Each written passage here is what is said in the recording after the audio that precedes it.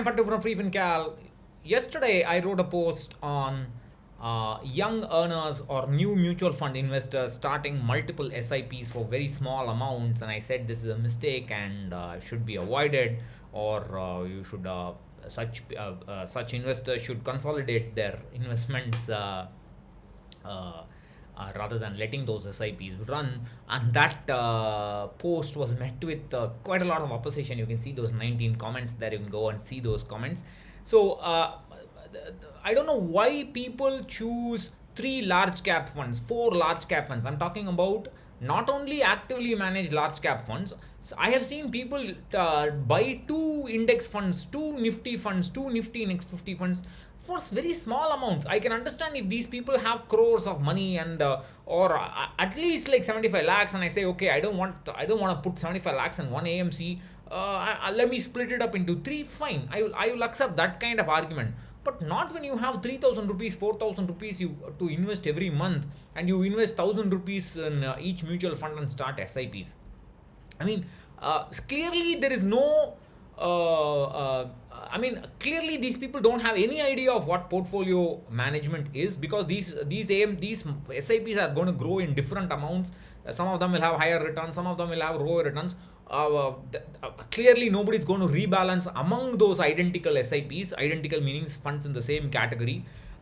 Such notions are gone. That's the reason is that young earners are not investing in mutual funds. Young earners are investing in SIPs. They want a replacement for the traditional recurring deposit or the traditional LIC policy or whatever insurance policy, where they just pay something every month on autopilot, and they will get maturity value after 10 years, and they will see if the maturity value is positive in the case of mutual funds. So, well, I don't know how to react to this, and people are saying, oh, look at what happened to Franklin. What happened to Franklin is a very, very different situation. If anybody invested only in Franklin ultra short bond firm and had that as the only debt fund in their portfolio, they are stupid. People who, even in the case of Franklin, I know many investors who have money stuck there, but they've all diversified their portfolio. They are quite fine with it.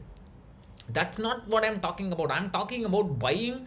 First of all, I'm talking about equity funds, and I'm talking about unnecessarily starting SIPs in identical funds. There's no logic in it for small amounts.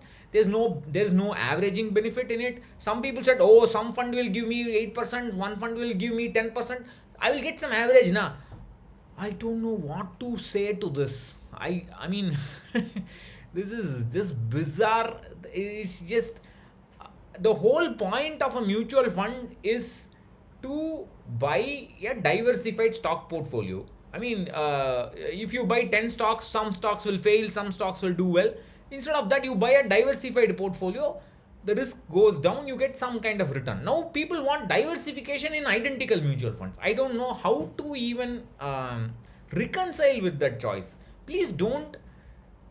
All I can say is please don't do that. All I can say is please buy one index fund. If you are investing 5,000, 20,000, even 20,000, one index fund is enough. Even more than that, one index fund is enough. Okay, if you want two index funds, buy one nifty fund, one nifty next 50 fund. That's it. Other than that, I don't see any reason for this. There is no averaging benefit. There is no risk reduction. I once asked on YouTube, I once asked people elsewhere also, how do you quantify the benefit of diversification in a portfolio? Not one person except a professional, Siva from AFW, not one person even knew what I was talking about. Forget the answer. They didn't even understand the question. How do I?